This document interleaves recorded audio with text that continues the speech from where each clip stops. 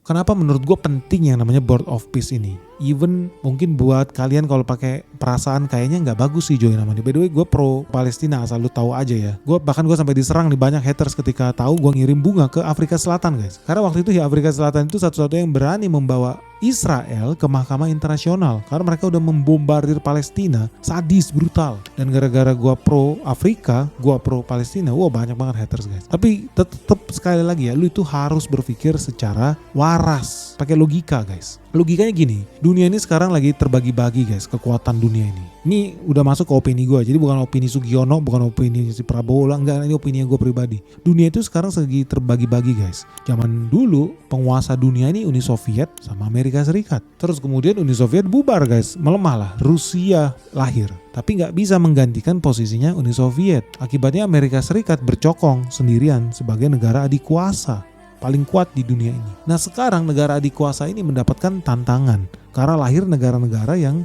sama-sama punya nuklir, ternyata secara ekonomi juga kuat, lahirlah negara-negara tandingan nih yang bisa jadi mengancam lah Amerika Serikat, namely negara seperti China, Rusia, India ya sama-sama punya nuklir tuh dan nilai ekonominya juga sangat besar. Karena teman-teman ya Indonesia itu udah mengambil keputusan untuk join ke BRICS. Ya ini organisasi yang dibentuk sama negara-negara yang sebetulnya ya sedikit bete lah dengan Amerika Serikat dan negara barat lah. Dan salah satu keuntungan kita join BRICS apa guys?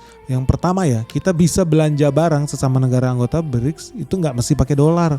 Kita bisa local settlement pakai mata uang sendiri kalau berdagang sama mereka. Nah yang kedua, kita juga ada keuntungan ketika kita bergabung dengan BRICS, kita mendapatkan akses pasar ke pasar ekonomi yang lebih besar lagi. Karena mau nggak mau ya suka nggak suka, ternyata hampir 40% loh nilai perdagangan Indonesia itu dilakukan dengan negara-negara BRICS. Bukan dengan Amerika Serikat, tapi dengan negara BRICS. Buat teman-teman belum tahu, BRICS itu ada Brazil, Rusia, China, India, dan South Africa. Nah dengan kita masuk ke BRICS dan BRICS ini mewakili 56% populasi manusia di planet bumi, artinya ya Indonesia bisa dapat kans yang paling bagus untuk penetrasi ekspor yang lebih besar lagi. Apalagi 44% loh GDP dunia adanya di BRICS. Jadi ini sebetulnya big market, big opportunity buat kita. Dan selain itu Indonesia juga punya akses guys, nggak lagi bergantung sama IMF atau Bank Dunia nih kalau kita ada butuh dana nih. Sekarang kita punya bank sendiri yang namanya NDB, New Development Bank.